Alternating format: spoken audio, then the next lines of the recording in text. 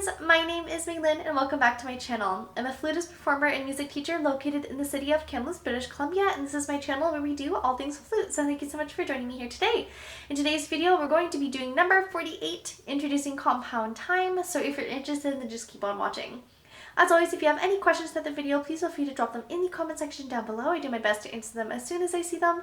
Also, if you have any issues when it comes to practicing, please feel free to check out my free practice guide, also located in the description down below. It gives you 8 really easy steps to follow to help guide your practice sessions. Alright, so let's just get right into today's video. So we will be reading from my favorite book here, the Tarot-Wise Beginner's Book for the Flute, Part 2, and we're going to be starting on page 72 here. So just as a reminder, if you're not sure what compound time is, I'm just going to read a definition here. So in compound time signatures, each beat is divided by 3 into equal groups of dotted notes, such as 6/8 or 9/8. So generally, every time you have beats, so each beat you can at least subdivide into 3 notes. So when we're doing 6/8, for example, every single beat, generally you can go 1, 2, 3, 1, 2, 3, 1, 2, 3, 4, 5, 6, 1, 2, 3, 4, 5, 6. So that's how we generally define compound time. 3/4 time isn't considered a compound time because each beat isn't dividable into 3 beats unless you're doing triplets, but that doesn't count in the terms of compound time. Alright, so we're going to do 2 pieces here. There are 2 duets, so that means there are 4 parts to learn for the video today. So the first one we're going to be doing is the Neapolitan Air, so I'm going to put it up right over here, and this one's on page 72.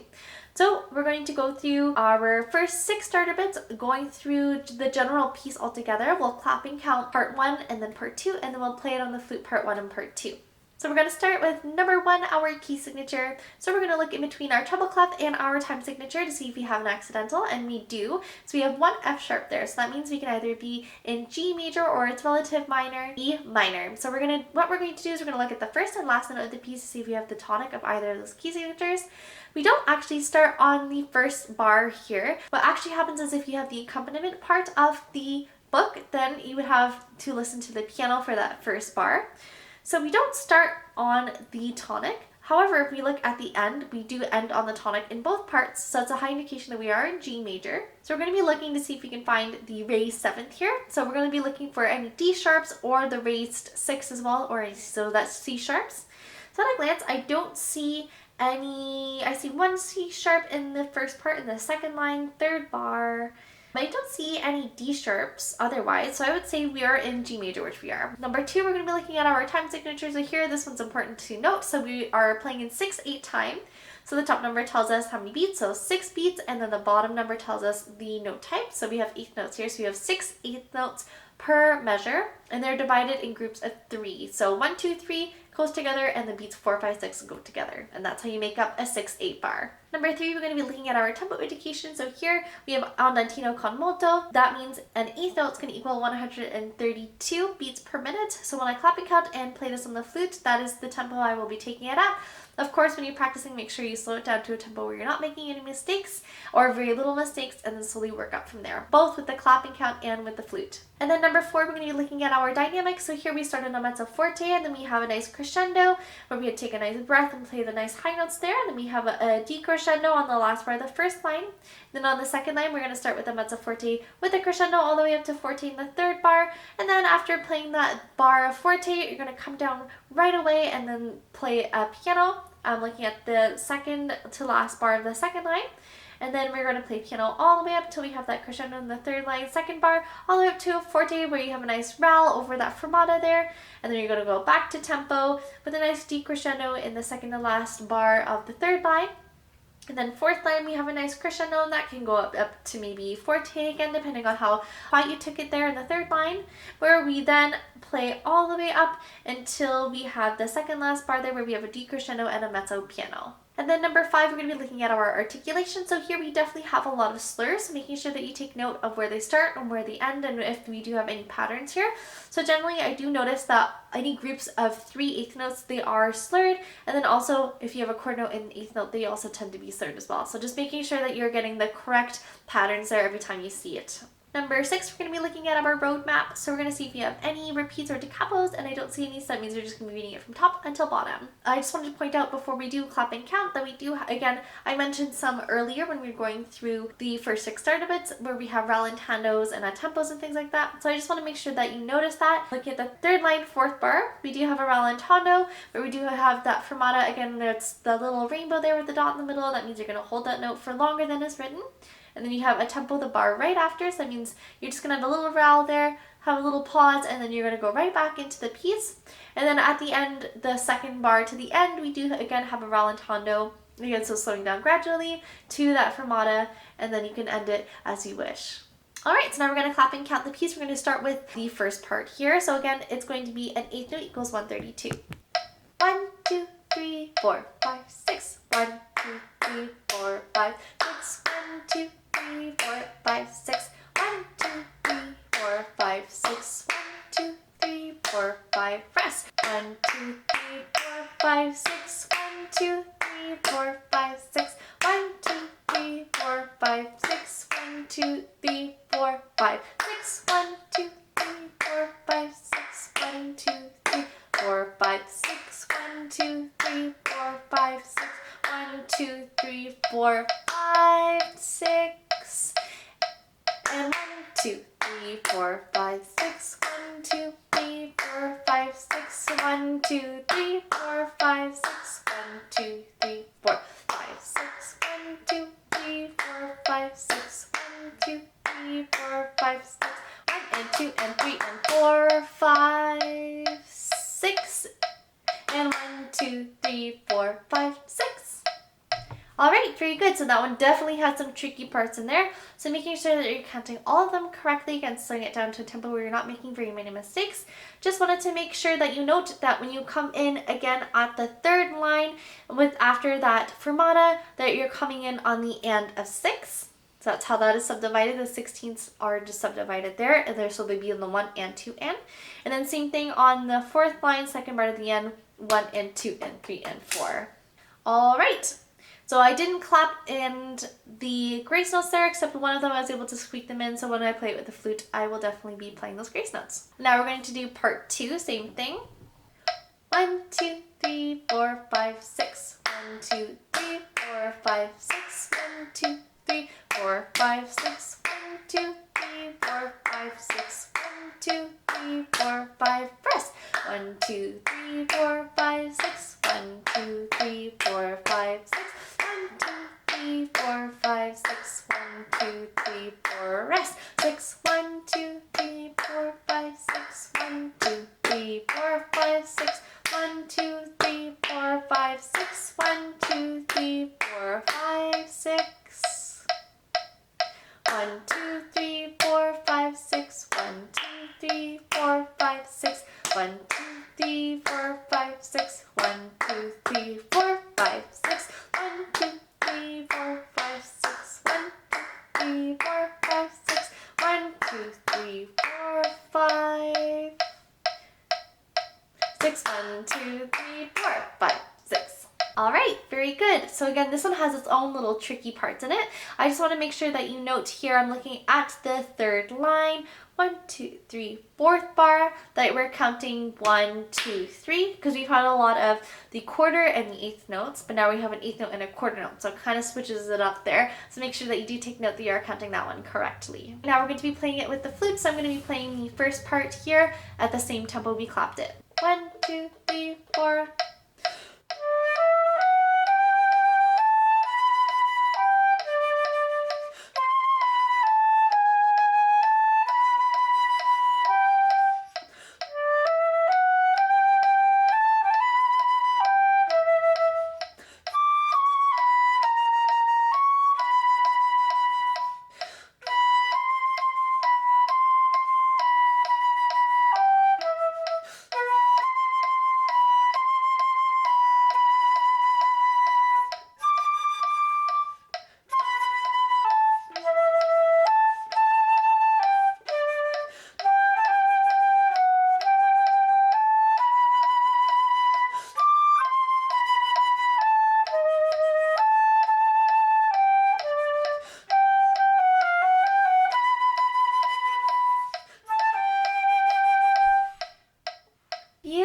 Beautiful. So really making sure you have an emphasis of these strong beats here. So it's going to be strong, weak, weak, strong, weak, weak. So you have that really nice motion there, that nice waltzy kind of feel. And then making sure that you also get any of those accidentals. So I'm looking at that E sharp at the end, second last bar, that can really come out of nowhere. And then also making sure that you're getting the right notes for like the C sharps or the B or the A sharps, I should say. Now we're going to be playing that on the flute on the second part. 1, 2, 3, 4, 5.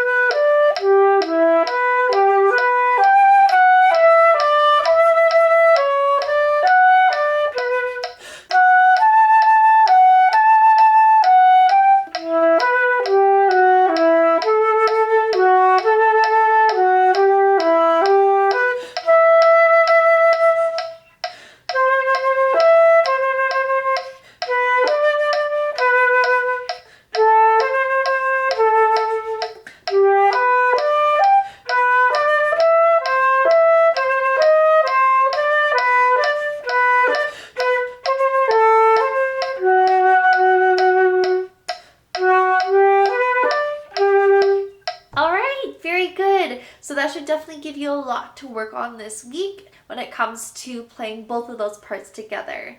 And of course, if you're not sure of any notes, make sure that you cross-reference them with the fingering chart that I have listed in the description down below.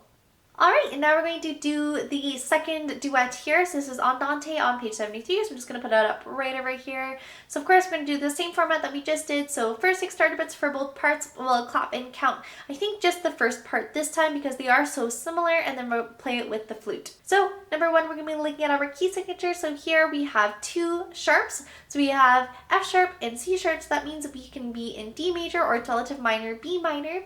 So we're going to look at the first note and the last note to see if we have any indication of either of the tonics. So we do start on D, and then we do end on D in the second part, but B in the first part. So it could strongly indicate that we are in D major. So we're going to take a look throughout the piece to see if we have any indication of the minor key.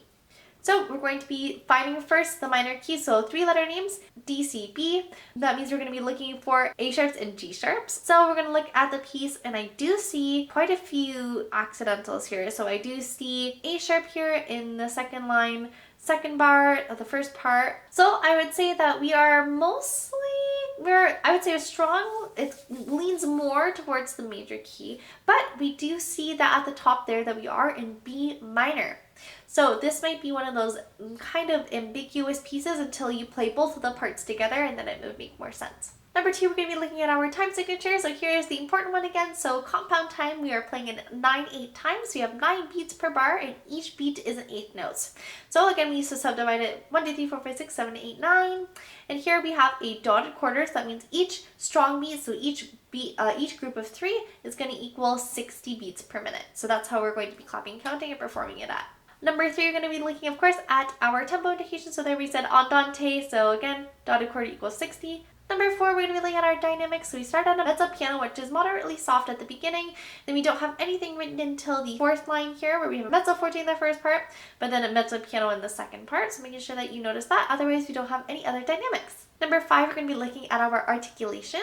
So generally here we have lots of slurs and not much else otherwise. So making sure that you slur each set of 3/8 notes, unless it says otherwise, and pretty much for the entire piece, that is the pattern. Also, we'll see a lot of slurs over the dotted quarters, and if it has another quarter beside it there as well. Then number 5, we're going to be looking at our roadmap. So we're going to see if we have any repeats or da capos, and I don't see any, so we're going to be just starting from top to bottom. And when I clap and count this, I'm not going to be clapping any of those grace notes, so I will be playing it with the flute. So again, just make sure that they're just before the beat or just on the beat, whatever works best for your style. Alright, now we're going to clap and count the piece. We're going to do the first part here, and again, I'm not going to do the second part just because it is so similar, but making sure that you count them all correctly and you're getting all the ties if there are any. 1, 2, 3, 4, 5, 6, 7, 8, 9. 1, 2, 3, 4, 5, 6, 7, 8, 9. 1, 2, 3, 4, 5, 6, 7, 8, 9. 1, 2, 3, 4, 5, 6, 7, 8, 9. 1, 2, 3, 4, 5, 6, 7, 8, 9. 1, 2, 3, 4, 5, 6, 7, 8, 9. 1, 2, 3, 4, 5, 6, 7, 8, 9. 1, 2, 3, 4, 5, 6, 7, 8, 9. 1, 2, 3, 4, 5, 6, 7, 8, 9. 1, 2, 3, 4, 5, 6, 7, 8, 9. 1, 2, 3, 4, 5, 6, 7, 8, 9. 1, 2, 3, 4, 5, 6, 7, 8, 9. 1, 2, 3, 4, 5, 6, 7, 8, 9. 1, 2, 3, 4, 5, 6, 7, 8, 9. 1, 2, 3, 4, 5, 6, 7, 8, 9. 1, 2, 3, 4, 5, 6, 7, 8, 9. 1, 2, 3, 4, 5, 6, 7, 8, 9. 1, 2, 3, 4, 5, 6, 7, 8, 9. 1, 2, 3, 4, 5, 6, 7, 8, 9. 1, 2, 3, 4, 5, 6, 7, 8, 9.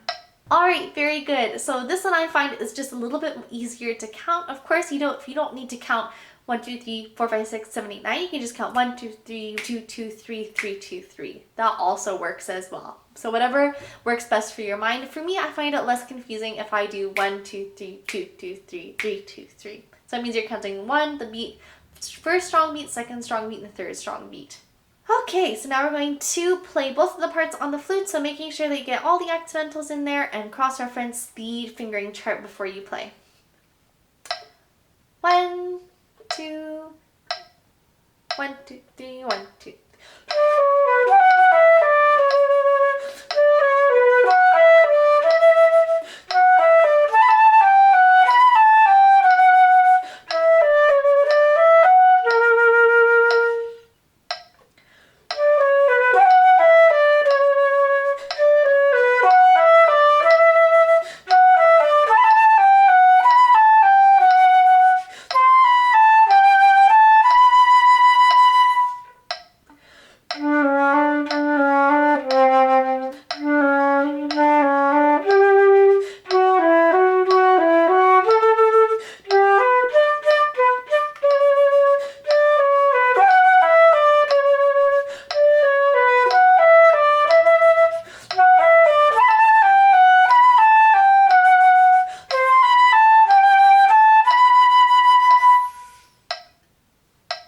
Alright, very good. So my only notes here are definitely going to be for those low notes. I'm looking at the fourth line, first bar and second bar. So making sure that you get a nice, strong, deep breath before you start that, and making sure that you're getting all the notes coming down, and then just making sure you're lifting up your pinky so you don't get any extra notes between the D and the C sharp. Alright, now we're going to do the same thing on the flute. So at the same tempo and everything. Making sure that you count the first 3 beats as rest. 1, 2, 3, 2, 3.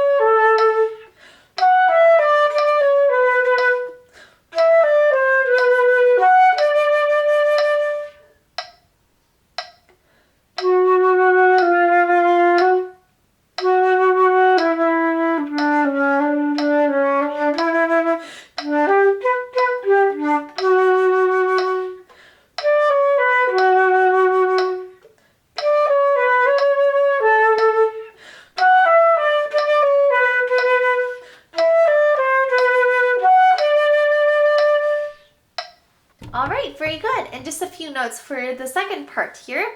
Really making sure that you're counting all of the notes in those ties correctly. So when I was playing this, I was making sure that I could hear da da da da da da 1, 2, 3, 1, 2, 3. So making sure that you always have that going on in your head so that you can count out all the correct amounts for how you're holding any of those ties or any of those quarter notes so that you can place it up correctly. Otherwise, if you tried to play both of the parts together, they would become wildly out of sync. So really making sure that you're getting that, and also that you're paying attention to the dynamics when they come up. So again, making sure you get that mezzo piano at the fourth line, first bar there, and you have the nice, really cool echoing section there with the low D to C sharp figure in the first part, and then also in the second part, which is really, really cool.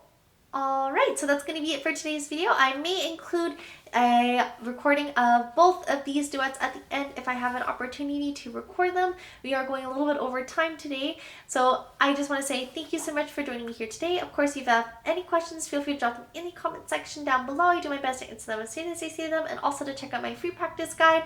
I want to say please make sure that you press the like button if you like this, and also to subscribe for more videos just like this. Thank you so much for joining me here today, and as always, happy fluting!